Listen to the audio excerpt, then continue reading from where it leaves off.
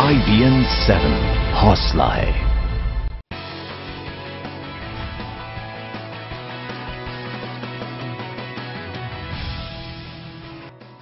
तो देश दिन भर में हमारे रिपोर्टर्स आपके शहर की हर जरूरी खबर लेकर तैयार हैं। अलग अलग राज्यों की खबरों के साथ हमारे साथ जुड़ रहे हैं। मुंबई से विवेक गुप्ता, दिल्ली से एहतशाम खान, लखनऊ से शलमणि त्रिपाठी, कोलकाता से विक्रांत दुबे, इनके अलावा पटना से हमारे साथ जुड़ेंगे चंद्रमोहन कुमार और साथ ही साथ भोपाल से मनोज शर्मा।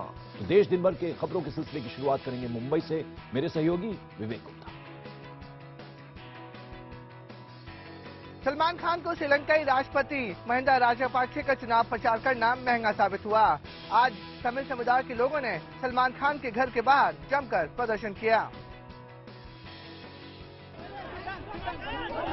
रविवार सुबह मुंबई में सलमान खान के घर गैलेक्सी अपार्टमेंट के बाहर तमिल संगठनों से जुड़े लोगों ने विरोध प्रदर्शन किया। दरअसल सलमान श्रीलंका के राष्ट्रपति चुनाव में हाल ही में राजपक्षे के समर्थन में प्रचार करने गए थे, जिससे कुछ तमिल लोग सलमान से नाराज हैं। प्रदर्शनकारियों की मांग है कि जब तक सलमान माफी नहीं मांगते वो उनका विरोध करेंगे और तमिलनाडु में सलमान की फिल्म रिलीज नहीं होने देंगे। उनको माफी मांगना पड़ेगा, नहीं तो हम सलमान खान को हम नहीं छोड़ेंगे। रविवार सुबह 10 बजे के आसपास शुरू हुए इस विरोध प्रदर्शन के कारण सलमान के घर के बाहर सुरक्षा बढ़ा दी गई है। पुलिस ने विरोध कर रहे कुछ लोगों को भी हिरासत में ले लिया है। सलमान खान किक फिल्म की अभिनेत्री और पूर्व श्रीलंकन ब्यूटी क्वीन जैकलिन फर्नांडिस के साथ श्रीलंका गए थे। जानकारी के मुताबिक ये लोग 8 जनवरी को श्रीलंका में होने वाले राष्ट्रपति चुनाव के लिए राजपक्षे का समर्थन करने पहुंचे थे। महाराष्ट्र पुलिस ने शुक्रवार को दीवा रेलवे स्टेशन को ही तोड़फोड़ और आगजनी के मामले में 12,000 अज्ञात लोगों के खिलाफ मामला दर्ज किया है। पुलिस ने अब तक इस मामले में 25 लोगों को गिरफ्तार भी किया है। शुक्रवार को मुंबई लोकल में देरी को लेकर दीवा स्टेशन पर नाराज यात्रियों ने जमकर प्रदर्शन किया था। प्रदर्शन इतना हिंसक हो गया था कि प्रदर्शनकारियों ने स्टेशन परिसरों और उसके बाहर पथराव, तोड़फोड़ और आगजनी की थी। अब पुलिस उन आरोपियों पर शिकंजा कसने की तैयारी में है जो इसके लिए जिम्मेदार थे। पुलिस ने 12,000 अज्ञात लोगों के खिलाफ तोड़फोड़, दंगा, सरकारी संपत्ति को नुकसान पहुंचाने के आरोप में मामला दर्ज कर लिया है। इनकी गिरफ्तारी के लिए पुलिस सीसीटीवी फुटेज का सहारा ले रही है। इसके लिए पुलिस ने 5 विशेष टीमें बनाई हैं। दिल्ली की खबरों के लिए चलते हैं अपने संवाददाता एहतशाम के पास। दिल्ली के द्वारका इलाके में बीती रात एक सॉफ्टवेयर इंजीनियर का शव उसके घर में मिला। उसी घर में उसकी पत्नी जख्मी हालत में मिली, जबकि एक कमरे में उसकी मां बंद पाई गई। ये घर है पेशे से सॉफ्टवेयर इंजीनियर अमित बच्चन का। इलाके में उस वक्त सनसनी फैल गई जब घर से इंजीनियर का शव बरामद हुआ। अमित की 2 महीने पहले ही शिवानी से शादी हुई थी। पुलिस सूत्रों के मुताबिक पति पत्नी के बीच शादी के बाद से ही झगड़ा होने लगा था। कहा जा रहा है कि रात को जब झगड़ा हुआ तो अमित ने अपनी मां को एक कमरे में बंद कर दिया। अमित की बहन ने इस घटना की जानकारी पुलिस को दी। उनका दावा है कि उनका भाई खुदकुशी नहीं कर सकता, किसी ने उसकी हत्या की है। आसपास के लोगों से मिली जानकारी के मुताबिक देर रात जब घर में काफी शोर शराबा हो रहा था तो उन्होंने पुलिस को सूचना दी थी। फिलहाल पुलिस घायल शिवानी के बयान का इंतजार कर रही है। प्रधानमंत्री नरेंद्र मोदी कल अपने मंत्रिमंडल के सभी साथियों के साथ मुलाकात करेंगे। इस बैठक में सभी कैबिनेट मंत्री और राज्य मंत्री शामिल होंगे। इस बैठक में सरकार के अब तक के कामकाज पर बातचीत की जाएगी और सरकार के आगे के एजेंडा पर चर्चा होगी। दिसंबर में खत्म हुए संसद के शीतकालीन सत्र के बाद होने वाली ये पहली बैठक काफी अहम मानी जा रही है। संसद सत्र में सरकार को धर्म परिवर्तन और कुछ विवादित बयानों के कारण काफी फजीहत झेलनी पड़ी थी और राज्यसभा में तो बेहद कम काम हो पाया था। यहाँ तक कि भूमि अधिग्रहण समेत 3 महत्वपूर्ण मुद्दों पर सरकार को सत्र के बाद अध्यादेश लाना पड़ा है। अब आगे कैसे अपने एजेंडे को पूरा किया जाए, इस पर प्रधानमंत्री सरकार में अपने साथियों से चर्चा करेंगे। जब मॉनिटरिंग होती है, मूल्यांकन होता है, तो उसके आधार पर लोग अपनी कार्य क्षमता को अगर कम बेसी होता है तो उसको बढ़ाने की कोशिश करते हैं। वहीं कांग्रेस प्रधानमंत्री की इन बैठकों पर चुटकी ले रही है। पार्टी का कहना है कि ये सरकार सिर्फ अध्यादेश की सरकार बन गई है। नीति आयोग के बारे में तो लगातार हम लोग ने तो जमीन पर तो कोई अच्छे दिन तो दिखाई नहीं देते। अब खबरों का सिलसिला आगे बढ़ाएंगे हमारे सहयोगी शलभ मणि त्रिपाठी। शलभ।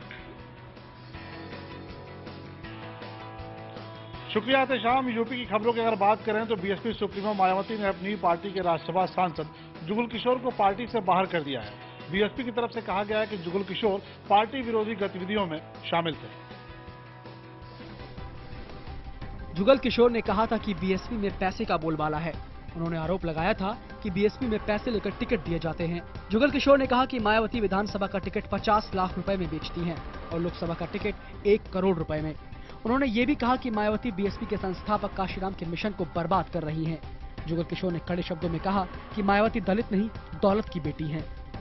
बहुजन समाज पार्टी ने अपना पैटर्न बदला।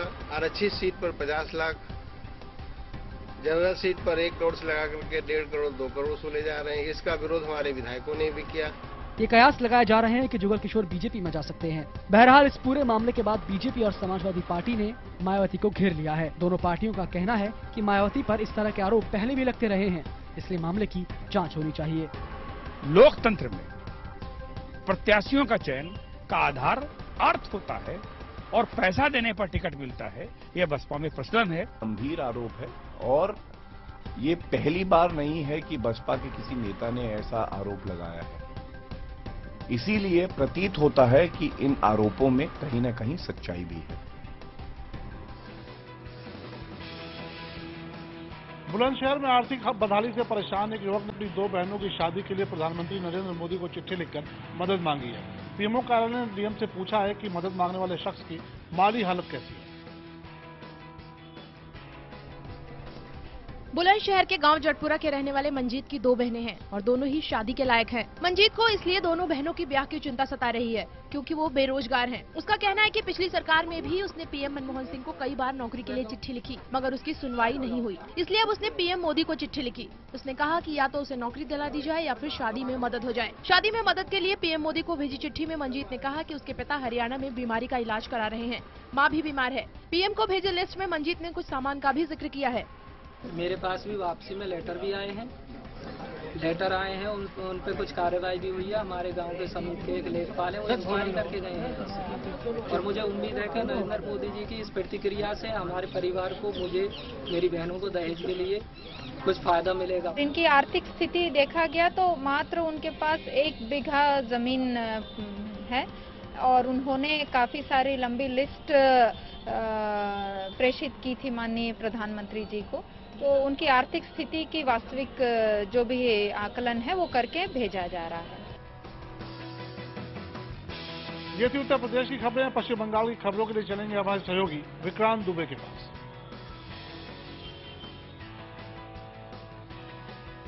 एयर इंडिया के विमान को हाईजैक करने के धमकी भरे फोन के बाद से ही कोलकाता समेत देश के तमाम एयरपोर्टों की सुरक्षा व्यवस्था बढ़ा दी गई है।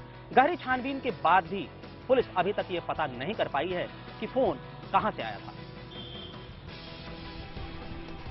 धमकी भरे फोन के बाद एयर इंडिया के सभी विमानों की सघन तलाशी ली जा रही है। सीआईएसएफ ने यात्रियों पर निगरानी बढ़ा दी है। एयरपोर्ट पर 4 लेयर सुरक्षा कर दी गई है। डिपार्चर गेट से लेकर रनवे तक ऐसी सुरक्षा का दावा है कि परिंदा भी पर न मार सके। सुरक्षा पुख्ता करने के साथ साथ इस बात का भी ख्याल रखा जाता है कि यात्रियों को कोई परेशानी ना हो। अचानक जवानों को देखकर यात्रियों में डर न फैले, इसलिए सादी वर्दी में भी जवान तैनात किए गए हैं। जानकार इस पूरे मामले को बड़ी चुनौती मान रहे हैं। पिछले कुछ सालों में स्थिति और ज्यादा भयावह हो गई है, तो इस समय छोटी छोटी थ्रेट को भी हमें बहुत सीरियसली लेना होगा और सेफ्टी में कोई किसी तरह का कंप्रोमाइज हम नहीं कर सकते हैं। उधर कोलकाता पुलिस भी हाथ पैर मार रही है मगर उसे कोई खास कामयाबी नहीं मिली है। मुश्किल ये है कि जिस नंबर पर फोन आया था उस पर कॉलर आईडी नहीं है। बता दें कि शनिवार शाम को एयर इंडिया के कोलकाता बुकिंग ऑफिस में एक धमकी भरा फोन आया था जिसमें कहा था कि उसके विमान को या तो हाईजैक किया जा सकता है या बम से उड़ाया जा सकता है। पश्चिम बंगाल के मुख्यमंत्री ममता बनर्जी के भतीजे और टीएमसी सांसद अभिषेक बनर्जी को एक सभा के दौरान एक युवक ने थप्पड़ मार दिया। अभिषेक पूर्वी मिदनापुर के चंडीपुर में टीएमसी की यूथ विंग की रैली को संबोधित कर रहे थे। पूर्वी मिदनापुर के चांडीपुर में रैली के दौरान टीएमसी के समर्थक अभिषेक बनर्जी को सुन रहे थे, तभी युवक अचानक स्टेज पर पहुंचा। इससे पहले कोई कुछ समझ पाता या अभिषेक कुछ समझ पाते, उसने थप्पड़ मार दिया। टीएमसी समर्थकों ने उसे रोकने की कोशिश भी की मगर तब तक वो अपना काम कर चुका था। बताया जा रहा है कि हमला करने वाला शख्स टीएमसी का ही है और वो टीएमसी यूथ कांग्रेस से नाराज चल रहा था। थप्पड़ मारने की घटना के बाद टीएमसी समर्थकों ने आरोपी की जमकर पिटाई की। इस दौरान गुस्साए टीएमसी समर्थकों ने मीडिया पर भी हमला बोल दिया, जिसमें एक चैनल का कैमरामैन घायल हो गया। कोल इंडिया की सभी ट्रेड यूनियन ने 6 जनवरी से 5 दिन की राष्ट्रव्यापी हड़ताल का ऐलान किया है। गौरतलब है कि श्रमिक संगठनों की हड़ताल केंद्र सरकार की कोयला क्षेत्र में निजीकरण की नीति और निजी कंपनी को कोयला बेचने के अधिकार के साथ साथ 10 सूत्रीय मांगों को लेकर है। बता दें कि steel plant, thermal power plant और फर्टिलाइजर कंपनी के पास 3 दिन का कोयला स्टोर रहता है। ऐसे में मजदूर संगठनों की 5 दिन की हड़ताल का ऐलान सरकार पर भारी पड़ सकता है। जबलपुर में एसपी कार्यालय में सुरक्षा की मांग करने पहुंचे प्रेमी जोड़े और लड़की के परिजनों के बीच जमकर विवाद हुआ। दरअसल प्रेमी युवक आईजी पुलिस का ड्राइवर है, जिसका एक पुलिसकर्मी की लड़की से प्रेम संबंध था। 1 माह पहले ही दोनों ने विवाह कर लिया, लेकिन लड़की के परिजनों ने शादी मंजूर नहीं की। प्रेमी युगल के एसपी कार्यालय पहुंचने की खबर मिलते ही लड़की के परिजन भी वहां आ पहुंचे और दोनों पक्षों में विवाद हो गया। बाद में एसपी कार्यालय में ही लड़की के बयान दर्ज किए गए। मुजफ्फरपुर में पर्यवेक्षण गृह के 7 बच्चे सुरक्षा गार्ड से हाथापाई कर फरार हो गए। पर्यवेक्षण गृह से बच्चों के भागने की घटना तब घटी है जब सुरक्षा के लिए 7 जवानों की तैनाती थी। भागने वाले सभी बाल कैदियों पर हत्या, अपहरण जैसे गंभीर अपराध मामले चल रहे हैं। इस बीच 2 बाल कैदी सीतामढ़ी कोर्ट में पेशी के दौरान फरार हो गए। गौरतलब है कि मुजफ्फरपुर पर्यवेक्षण गृह से बाल कैदियों के भागने का सिलसिला काफी पुराना है। बिहार और झारखंड की खबरों के लिए चलते हैं मेरे सहयोगी चंद्रमोहन कुमार के पास पटना। बिहार के पूर्व मुख्यमंत्री नीतीश कुमार पीके फिल्म को बीजेपी के खिलाफ लड़ाई में हथियार बनाएंगे। जेडीयू अब गांव-गांव जाकर लोगों को ये फिल्म दिखाने की तैयारी कर रही है। उधर बीजेपी का कहना है कि इससे जेडीयू को कोई फायदा नहीं मिलेगा। आमिर की फिल्म पीके बिहार के गांव-गांव में दिखाने के लिए विशेष वैन पूरे सूबे में घुमाई जाएगी। इस वैन पर पीएम मोदी के चुनावी वादों का ऑडियो टेप और क्लिपिंग भी दिखाई जाएगी। ये फैसला जेडीयू की सलाहकार समिति की बैठक में लिया गया। जेडीयू के मुताबिक फिल्म पीके बीजेपी के धर्म आधारित ध्रुवीकरण और पाखंड को सामने लाने में मददगार साबित होगी। वहीं बीजेपी का कहना है कि जेडीयू चाहे जितने हाथ पैर मार ले, जनता उसके बहकावे में नहीं आने वाली। हमारा बस चले तो हम इस फिल्म को गांव-गांव में दिखवा दें, क्योंकि बीता साल जो था वो पाखंड बहुत हावी हुआ था और नया साल पाखंड की पराजय का साल होगा, ये मेरी अपनी धारणा है। और ऐसे समय में ये फिल्म आई है कि लोगों को ये अच्छा भी लग रहा, अच्छा नहीं लगता तो इतना ज्यादा वो हिट फिल्म कैसे होती। पटना में एक मोबाइल फोन दुकानदार से फिरौती मांगना यूपी क्राइम ब्रांच के इंस्पेक्टर को महंगा पड़ गया। पटना पुलिस ने उसे फिरौती मांगते रंगों हाथे गिरफ्तार किया है।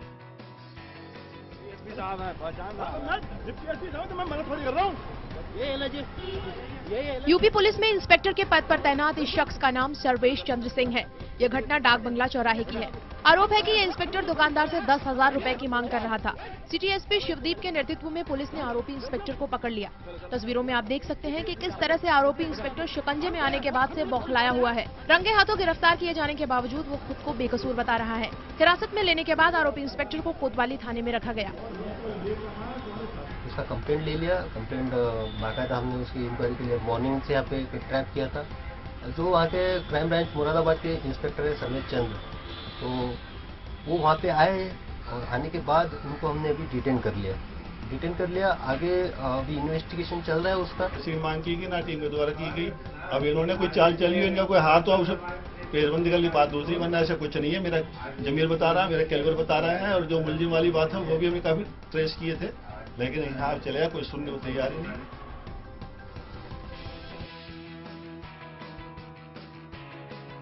उत्तर प्रदेश के 39 जिलों में सूखे के कहर के बाद दालों की कीमत में 15% का इजाफा किया गया है। दाल के दामों में जबरदस्त उछाल की सबसे बड़ी वजह बुंदेलखंड में आया सूखा माना जा रहा है। बारिश नहीं होने के चलते कम उत्पादन होने से अरहर, चना, मटर, उड़द, छोला और मूंग की दालों के दाम 8 से 15% तक बढ़ गए हैं। अरहर जो 15 दिन पहले 72 रुपए किलो बाजार में बिक रही थी, अब 84 रुपए तक पहुंच गई है। चना 44 रुपए था जो अब 60 रुपए है। मटर 32 थी, अब 36 है। तो छोले 60 से सीधे 80 रुपए प्रति किलो पहुंच गए हैं। शिरडी साईं संस्थान द्वारा ली जाने वाली मेंबरशिप फीस में नए साल में जबरदस्त इजाफा किया गया है। भक्तों को अब 11 रुपए वाले शुल्क की जगह 3,251 रुपए वाले शुल्क की जगह 15,000 और 1,500 रुपए के आजीवन सदस्यता शुल्क की जगह 50,000 रुपए देने होंगे। इस मुद्दे पर शंकराचार्य स्वरूपानंद सरस्वती ने नाराजगी व्यक्त करते हुए कहा कि हिंदुओं को भ्रमित कर शिरडी में पैसा इकट्ठा किया जा रहा है। उन्होंने सरकार से इस राशि को अपने अधिकार में लेकर लोक कल्याण के लिए खर्च करने की अपील की है।